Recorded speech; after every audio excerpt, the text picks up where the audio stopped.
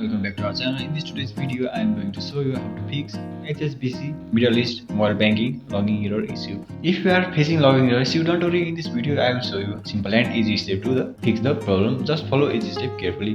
The first step is check your internet connection. Make sure your internet is working. Turn your Wi-Fi off and then on again. You also can switch your mobile data. Then, if none of this works, turn your airplane mode for a few seconds, then turn it off. And the second step is restart your phone. Sometimes a simple restart can fix many problems. This helps remove small bugs and glitches. Then, the other step is check your username and password carefully. Make sure your email or username is correct. Check your password carefully. Turn off your cap locks. And sometimes wrong details are the most common reason for the login errors. The other step is update the app.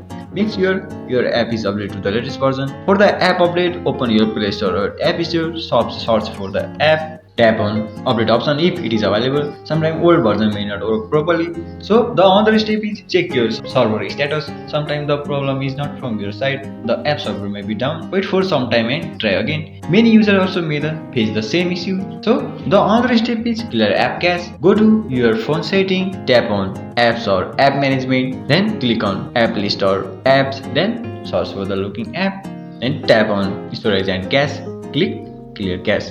This removes temporary files causing problems. So the last step is reinstall the app. If nothing works, reinstall the app and restart your phone. Install the app again from Play Store or App Store. By doing all of it, this gives a free restart to the app. If none of this helps, then you can contact to the customer service the app by going on the help center, and they may help you to solve the issue coming on the app. So that's it. These are the best way to fix app problems. If this video helped you, don't forget to like, share and subscribe for more helpful tutorial. Thank you.